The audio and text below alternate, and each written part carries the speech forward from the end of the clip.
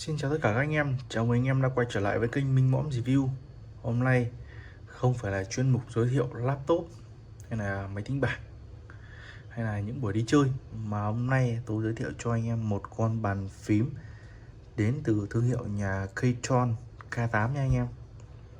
Anh em hãy cùng theo dõi cùng tôi xem là con bàn phím này nó có những cái gì và giá cả của nó bao nhiêu và các chức năng của nó cũng có những cái gì nhá. Ok anh em, không để mất thì giờ anh em, tôi giới thiệu luôn cho anh em này.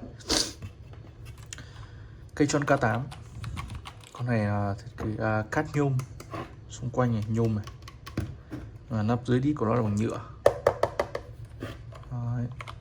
Và con này là bàn phím, nó không có bàn phím phụ ở bên này nữa nhá, bàn phím ngắn nha anh em nhé. Cầm nặng đấy, con này 740g. Để cho anh em xem đằng sau này, Keychron K8 nhá, made in China. Con này đang có giá ngoài thị trường khoảng hơn 2 củ. Cầm rất đầm tay. Anh em nhìn bên cạnh này, nút Bluetooth này, ập này, kéo xuống này anh em sẽ cắm trực tiếp kết nối từ chân tai C vào cây luôn này. Anh em nhìn này, có chế độ của chạy Win máy cây này, hoặc là chạy Mac này, iOS này. Ok anh em, có chế độ Bluetooth nhá. Con này pin con này được 4.000, pin con này được 4.000. Thời gian sạc của con này khoảng 3 tiếng là sẽ sạc đầy con này. Và thời gian sử dụng, nếu anh em sử dụng Bluetooth mà có đèn nét thì sử dụng tầm khoảng được 72 giờ. Nếu anh em mà tắt led đi thì anh em phải dùng bàn phím này 240 giờ. Như bình thường tôi hay ngồi máy cây nên là ngồi PC nên tôi toàn cắm trực tiếp vào tôi dùng thôi. Cắm vào tôi test cho anh em xem nhé. Tất cả xung quanh thân này đều nhựa, nhưng mà nhựa nó là nhựa ABS anh em nhé. Đây, thêm đèn anh em này. Đây này có này, đèn Bluetooth này, đèn cắm điện trực tiếp này. Người nghe nhá.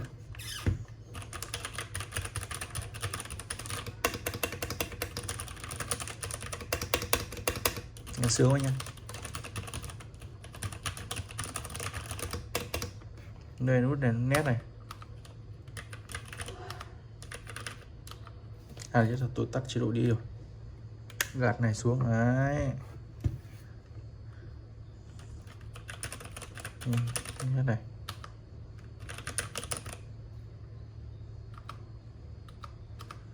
Rất nhiều chế độ màu luôn, chúng ta hồ lựa chọn.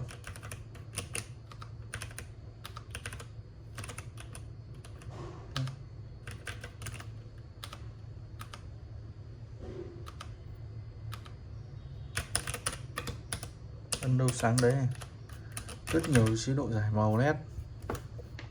Cầm rất là đầm tay.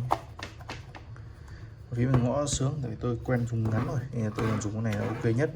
Không nhất thiết là phải có bàn phím phụ bên cạnh làm gì. Số phụ dài, anh em có thể cầm đi học này, hay đi văn phòng, hay là để ra ngoài quán cà phê, anh em cầm con này vẫn ok. Cho ba lô anh em cầm vẫn ok.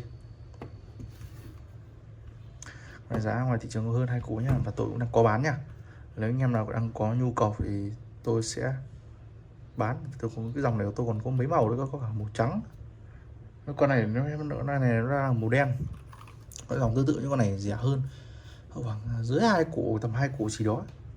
Nếu anh em mà có nhu cầu muốn mua bàn phím cơ hay giá cơ liên hệ với tôi. Nhưng bàn phím này thì không phải bàn phím cơ nghe nó tạch tạch cơ, nhưng gõ phím này là rất là êm rồi. Đấy. Nếu anh em là có nhu cầu muốn mua hay tìm hiểu thêm về các dòng bàn phím thì cứ mạnh dạn inbox của tôi sẽ giới thiệu cho anh em nhé. Ok, cảm ơn anh em đã theo dõi kênh của tôi. Nếu anh em thấy video này hữu ích, hãy cho tôi xin một like, một subscribe, một chia sẻ kênh nhá. Hẹn gặp lại anh em ở những video lần sau. Bye bye anh em. Xin chào tất cả anh em, chào mừng anh em đã quay trở lại với kênh Minh Mõm Review. Hôm nay tôi lại lên cho anh em một con bàn phím đến từ thương hiệu nhà Hyper. Không biết anh em đã nghe thương hiệu nhà Hyper chưa? Con này là bàn phím chơi game cơ học.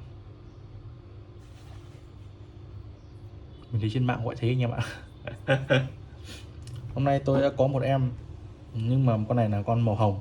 Bản này có hai màu, một màu đen và một màu hồng. Tại sao gọi màu hồng? Bởi vì cái đế này nó màu hồng này. Rất là nặng anh em, trông bé bé con này thôi, rất là nặng. Bởi vì sao? Bởi vì mặt này là toàn là mặt nhôm, nhôm đặc, nhôm chuẩn chế tạo máy bay ấy anh em ạ. Rất là đặc, rất là nặng, cầm rất đầm tay luôn. Đây, nhà Hyper đây anh em nhá. Con này là chỉ có rắc cắm một chân tai si để kết nối thôi. Tôi trực tiếp vào bàn phím, vào PC hoặc là nắp. Con này thì không có Bluetooth anh em ạ. Bé cầm rất đầm, rất nặng.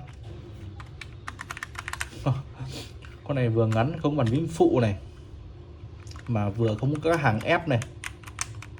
Đấy. Nếu anh em nhìn nút di chuyển đâu, anh em đừng nghĩ đây là nút di chuyển nhá, đây là Enter, đây là nút Shift. Anh em thấy kết cấu lạ chưa? Rất ngắn gọn. Nhưng mà đây này, đấy, anh em nhìn nghiêng là nhìn chưa? Nút di chuyển đây này. Đấy. Muốn di chuyển ở cái nút này chúng ta phải giữ nút FL này. Đây. Đấy. Thế mới rồi anh em ạ.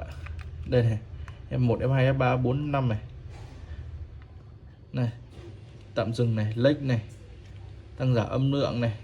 Đấy, anh em nhìn chưa? Nói bom không? Này, nút home này, nút end này. Đây này. Nút đèn này. Anh em nhìn ảo chưa? Hay chưa? Con này có bàn phím nét nha anh em nhá. Tôi cắm vào cho anh em xem được. Rồi. Anh em thấy sáng trưng chưa? Rực luôn chưa? Thế con này chỉ có một màu này thôi, không chuyển được màu anh em. À mà để tôi thử xem có chuyển được màu.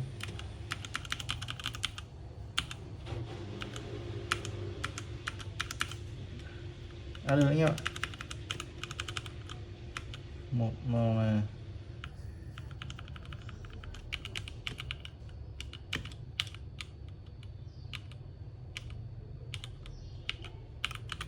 À chuyển được màu anh em này. Dùng như thật nhá. Đây này.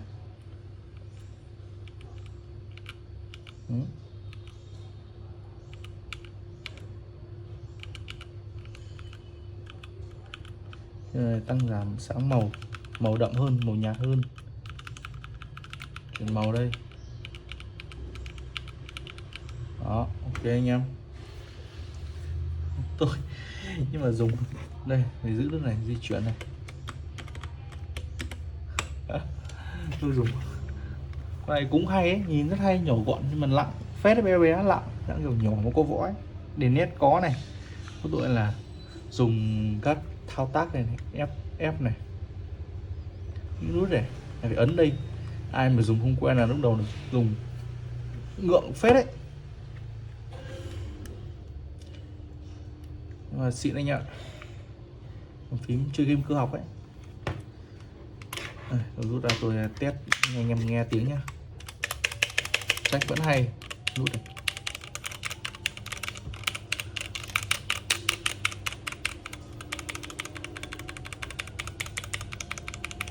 Ok anh em. Tôi giới thiệu xong cho anh em một con bàn phím đến từ nhà Hyper.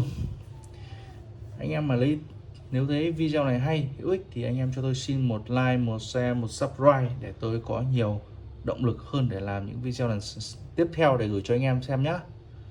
Cảm ơn anh em rất nhiều. Tạm biệt anh em. Bye bye.